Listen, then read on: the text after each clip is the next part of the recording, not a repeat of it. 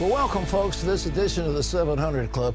In a shocking departure from custom, the former president has criticized the actions of his predecessor, of his successor. It just was never done, and it isn't done. But Obama is not going to go away quietly into the dark, and he's out there firing away at Donald Trump. But he's also left a few time bombs in the federal agencies, one of his appointees happens to be holding on as the placeholder as Attorney General of the United States. So she announced so boldly, well, I'm not going to support the inactions of my president.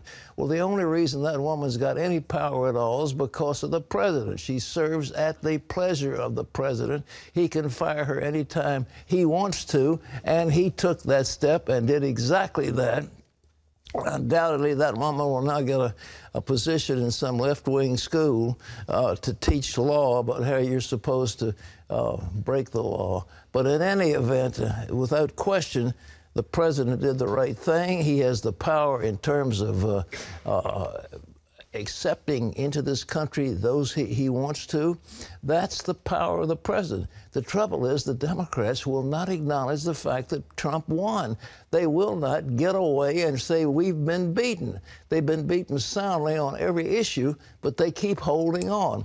And most of these protests at these airports are George Soros paid for phony protests. These people aren't just coming off the street, nice, innocent Americans. They are paid provocateurs by Soros and his crowd.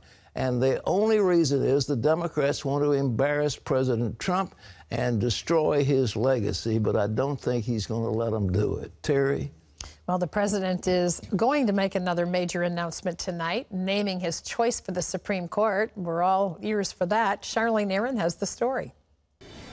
In a letter, Sally Yates, an Obama appointee, had publicly questioned the constitutionality of the president's controversial temporary refugee ban and refused to defend it in court. The ban applies to 7 countries that have been identified as having ties to terrorism. Despite protests against his move, Trump supporters say other presidents have done the same thing. And his White House team says the controversy has been overdone. I think this has been blown way out of proportion and exaggerated. The state of Washington has filed suit over the immigration order. At the end of the day, either you are abiding by the Constitution or you are not.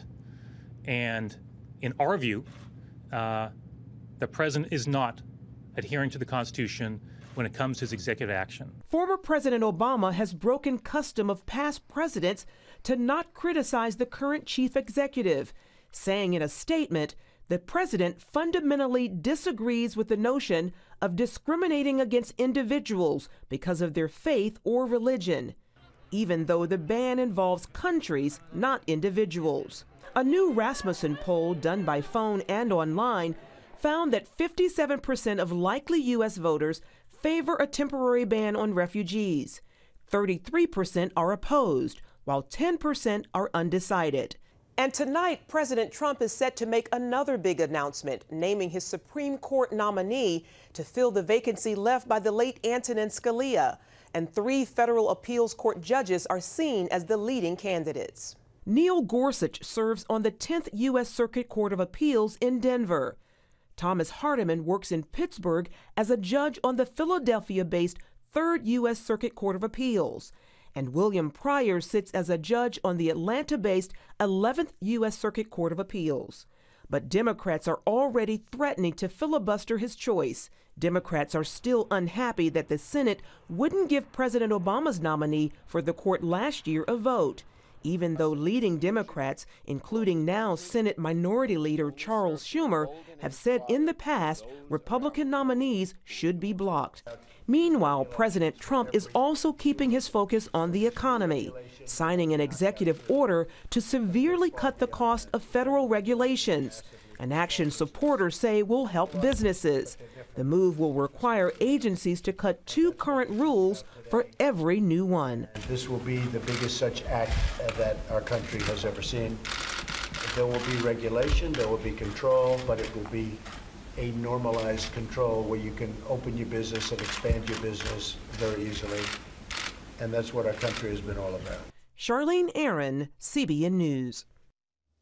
You know, there was a book called Gulliver's Travels. Jonathan Swift wrote a parody and about this giant that ran among pygmies. And he was found on the beach, and the pygmies took ropes and they tied all around him and tried to get him down. And I think that's what we're looking at. We're looking at a giant among a bunch of pygmies, and the pygmies are running wild, and yet the giant is moving forward, and I'm just really pleased to see it, because those of us who understand economics and understand what is necessary to increase this economy realize that we have been tied down by unbelievable regulations. They have cost trillions of dollars in growth, and they have deprived us of jobs. They have deprived us of a good standard of living. They have deprived us of all sorts of things. But this is the legacy of the progressives who insist on controlling everything. I was talking to a man yesterday, and we were talking about water regulations. And he said that a gutter on your house under the new regulations is considered a waterway, and therefore is subject to federal regulations. Terry, isn't that insane? A gutter on your house. I'm sure there is probably a plethora kind of regulation. Plethora of tidal wave. Well, anyhow, getting the economy moving again is job one for President Trump. And with us now to talk about it is our good friend Stephen Moore. He's an economic consultant with FreedomWorks and served as an economic advisor to the Trump campaign. Steve, good to see you again. Hi, Pat. The first thing I'm going to do is take my gutter down. So the government can't regulate my house. That's right. But you've got a waterway on your downspout. You've got to do something about it. Hey, listen. You know, it's really amazing what Donald Trump is. What has it been, 8 or 9 days that he's been in the White House? And I'd make the case to you, Pat, that this president has done more in 9 or 10 days to help the economy than Barack Obama did in 8 years. These rollbacks of regulations, the pro-energy development. He's the Energizer Bunny in the White House. He reminds me of you, Pat. He's just forever young, and I'm very impressed. I don't agree with everything Donald Trump has done so far, but most of it I do, and I think most of it is very healthy for the economy. Well, look, don't you think it's time? This immigration stuff is interesting, but what's really important is moving the economy. That's what he's going to be judged on. What are you telling him, or what the others have been working with you are telling him? Well, let's start with regulation, because you're so right. That is a major cost of business. And I'll just give you one statistic, Pat, I think will blow you away. You know, there was a study that was done by the National Association of Manufacturers a few months ago, and it found that the regulation costs per employee, per manufacturer employee, is about $17,000 or $18,000. So that's like a tax on hiring American workers. And by the way, you could move that factory to, say, Mexico or China and cut those regulatory costs probably $10,000 per worker. So we're destroying our manufacturing base and so many of our jobs and encouraging businesses to move abroad with these excessive regulatory costs. I believe if you cut those regulations and you get the tax cuts in place, which we've talked about on your show before, I think it's going to be a magnet for businesses to actually stop leaving the country and start coming back to the United States and creating jobs here. Steve, what mindset is it that wants to put all these regulations are these academics who've never been in the real world? Where do they come from?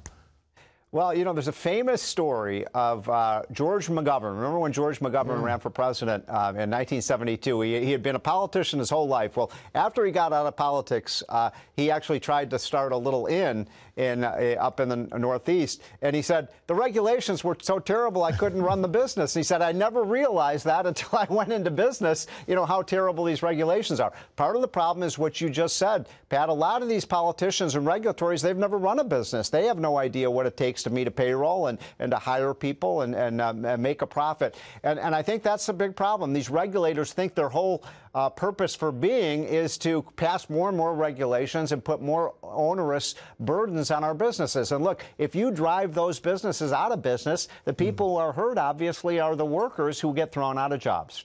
Well, all right, look, we've got to go over these tax cuts. Now, is there a settlement in Congress? Can we get tax cuts through, or are there going to be people who, of course, the Democrats are going to oppose anything, but are there enough Republicans to jam it through the Senate?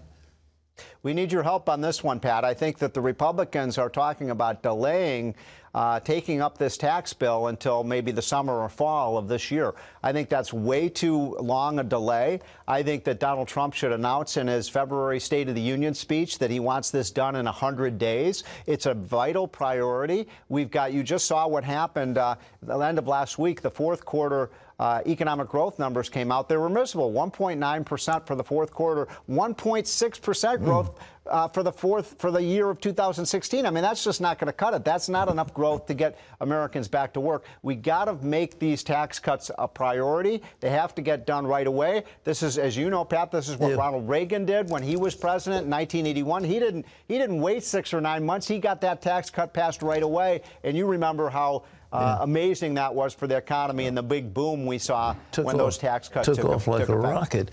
Yeah, you got it. Well, they won't get a comprehensive bill, which we'd all love to see, but what elements do you think they can put in place in a hurry? We got to get those business tax rates down.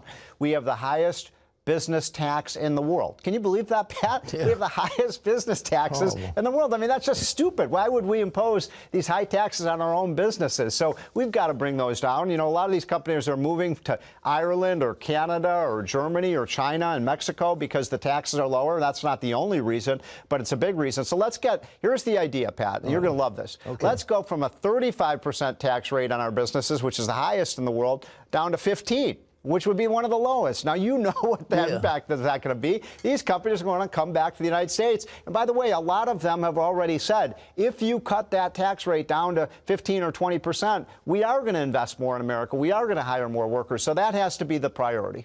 See, what about the spending cuts? He's talking about $1 trillion over 10 years. What will be cut, do you think, to get that number? Well, you know, bigger numbers than that even, perhaps trillions of dollars of spending cuts. And that means, you know, he wants to increase spending on the military to rebuild our military. He wants more infrastructure spending. But almost all of the other domestic programs are going to take some severe cuts. I mean, my goodness, do we really need to spend $60 billion on the Department of Education when it had almost no effect on local schools and people's communities around the country? Do we need a Department of Energy? For goodness sakes, let's just have the free market work in energy. We can cut subsidies in agriculture. We can cut corporate welfare benefits. So I think that there's a significant room for improvement. I'll give you one amazing statistic. Okay. Did you know, Pat, every year, according to the federal government's own accountants and auditors, the federal government spends $160 billion on erroneous and fraudulent payments in Medicare, Social Security, food stamps, earned income tax credit. That's amazing. I didn't say 160 million. I said 160 billion. Well, a billionaire and a billion, as Dirksen said before long, you're talking real money. All right, if they put these moves in, how fast can the economy grow? That's a great question. I think it's going to take a little while, but I think you can get to 4% growth, up from 1.5% growth, which we had last year under Obama. I think by the end of give us to the end of this year. It takes a little while for these policies to take part. But look what's happened to the stock market already. Look at what has happened to small business confidence. Look what's happened to consumer confidence. All these indicators are pointing to the fact that businesses and consumers and employers like what Donald Trump is talking about doing. Now we got Congress to implement it. Well, we've freed, I mean, like Gulliver, the Lilliputians are losing and the Giants are winning. Steve, thanks. But they're not going to hold this guy down. He's like you. He's not to be held down. I mean, I've never seen, you know, I traveled with Donald Trump. I spent a lot of time on the campaign trail. I've never seen anybody who was so committed. And, you know, one of the reasons liberals are so angry right now, Pat, is this is a politician who is not actually a politician, he's a businessman turned politician, who actually is doing what he said he was going to do. He's keeping his promises to voters. Unbelievable. Steve Moore, thank you for being with us. Come back soon. Thank you. All right. Great guy. Ladies and gentlemen, if they just open their eyes and let those Lilliputians go, let's kill off the Lilliputians and let's have freedom. Let's let the giants come free. This giant is our economy. The American spirit and the American economy is awesome, but it's been tied down, and now you've got this ex-president carping on the sidelines and criticizing his successor. Unprecedented. Unbelievable. All right, Barack, you've had your shot and you ruined things. Now get your hand off the till and let the big boys get in and make it right.